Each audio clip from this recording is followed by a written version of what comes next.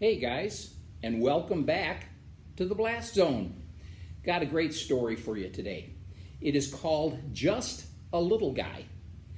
Now, when we first started doing these Blast videos, I told you that I was going to be looking for stories about kids in the Bible. Well, this one isn't really about a kid. It is about a grown-up, but he kind of was treated like a little kid. And so we are going to tell that story. And it starts out like this. Did you ever do that thing when you were playing with your friends that maybe you decided to choose up teams? Now, I remember when we did that when I was a kid. I was always lucky. I was always one of the first ones picked because I was the fastest kid in the neighborhood. In fact, one year I was the fastest kid in our entire school. But I also remember that it would always seem to come down to the same last two kids.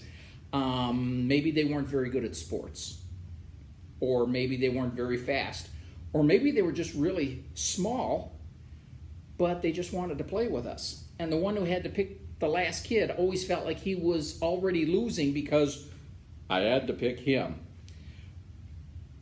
That ever happened to you? Well, then maybe you know it was like growing up for the guy in our story today. Now, the guy in our story, his name is Zacchaeus, and he lived in a town in ancient Israel called Jericho. Now, you know what? I got a feeling that he was this little guy growing up because he remained very short even after he was fully grown. If people stood in front of him, he couldn't see. If an animal was too big, he might get run over without anybody even knowing he was there, which is kind of a lousy way to live. So I got a feeling that because nobody likes always being the little guy, he tried to make up for it by becoming a big guy. Not physically, he couldn't do much about that, but in other ways, he would become a big guy by becoming somebody that maybe people were afraid of. Or he would become a big guy by maybe having more money than anybody else around. He would become so big that he'd make everybody wish that they had treated him better. But how to do that? Well, there was a way, but it might mean losing all his friends. He could work for the Romans, the empire that now had their soldiers in Israel, and in fact they were treating Israel like it was their own country. So how could he work for them? By becoming a tax collector. Now, a tax collector was somebody who collected money from people to help Rome pay for all their expenses of governing Israel. And the neat thing was, as long as the Romans got the money that they were expecting, Zacchaeus could keep all the rest of the money that he tried to collect. People had to pay their taxes, so in a way, Zacchaeus could charge them as much money as he wanted. Well, in one way, it worked out just like he hoped. Zacchaeus became somebody to be feared. You see, if you didn't pay your taxes, he might send the Romans after you. And he became so good at his job that he was made a chief tax collector, meaning that he had other tax collectors working under him. Now he got money from those guys as well. Pretty soon he was the guy with more money than anybody else around him. Now, just like he thought, he had no friends, but what did he care about anybody he had cheated to get all this money? He was rich. That's all that mattered. Except that all the money didn't seem to make him as happy as he thought it would. And he couldn't figure it out. Why, if he made all his plans come true, wasn't he enjoying his life more? Why did he seem to have nothing even while most people thought he had everything a man could ever want? Well, one day, Zacchaeus heard that an incredibly famous guy, Jesus of Nazareth, was going to be passing through town on his way to Jerusalem. Now, this was a big deal. The stories about this guy were incredible, healing people who were blind, deaf, lame, sick, even dead, at least according to some people. And he was absolutely excellent at tweaking the noses of all those pompous religious windbags at the temple, making them look like complete idiots. But there was a problem. This guy attracted crowds like a beach attracts waves. If there were too many people, Zacchaeus would never get a chance to even see him. And he knew that he had no friends to help him out.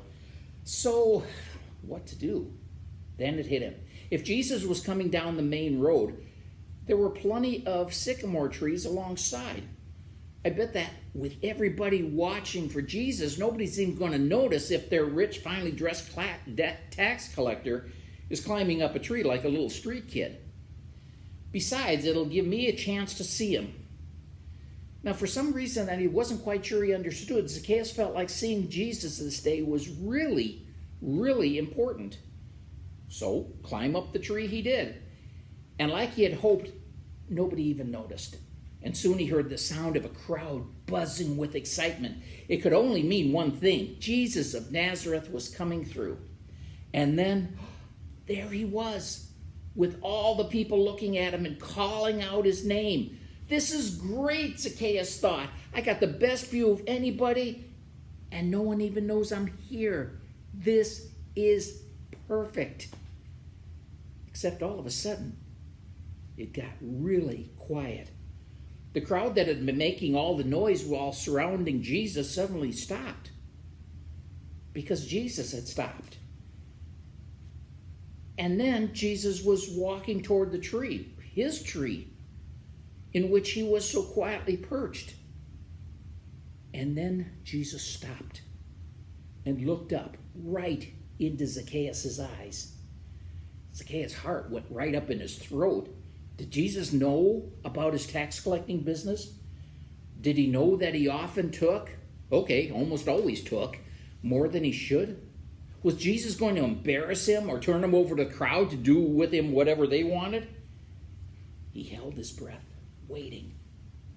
But as Jesus looked up at him, Zacchaeus noticed him starting to smile. A really big, friendly smile. And then he said to him, "Hey, Zacchaeus, any chance you could climb down here? I was thinking it might be nice to head on over to your house for some lunch. What do you say?" Are you kidding?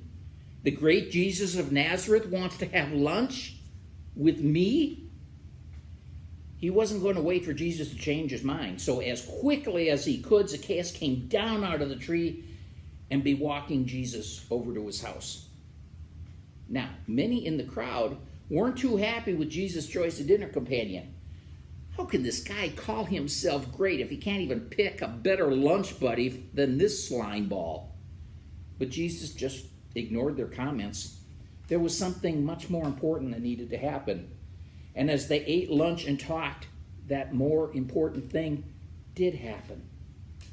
Zacchaeus all of a sudden found himself realizing that living his life the way he'd been living it, cheating people out of their money, that hadn't accomplished anything except make everybody miserable, including him. But all of a sudden he found himself realizing that if he welcomed Jesus into his life, just like he welcomed him into his home, his life could become different. Jesus seemed to provide a different kind of happiness, a happiness that could last. And Zacchaeus admitted to Jesus and himself that Jesus could give him a better happiness than anything Zacchaeus could ever find on his own. So as a way of thanking Jesus for being such a friend to him, Zacchaeus promised him that for all the times he had wronged people, he was going to make it right, apologizing to them and giving them 4 times as much money back as he had ever taken in the first place. And he was going to give half of everything he had to the poor and needy. He felt changed. And he realized that this change needed to look like something. Jesus saw the new Zacchaeus and smiled. "This is why I came," he told the people around him, "to seek and to save anybody and everybody who has lost their way." And as he left Jericho, he knew at least one little guy who had found the biggest, best life of all. Guys, isn't that cool? Jesus chose the smallest guy for his team. Jesus chose the one that no one else would have wanted, because Jesus saw the difference that his life could make in this little guy. Guys, I know sometimes you can feel little or small or overlooked. But Jesus sees you. Jesus sees you perfectly, and he sees somebody that he made exactly the way he wanted. You connect your life to Jesus, and you'll discover what Zacchaeus discovered. The biggest, the best life of all. I love you guys. You have a great week.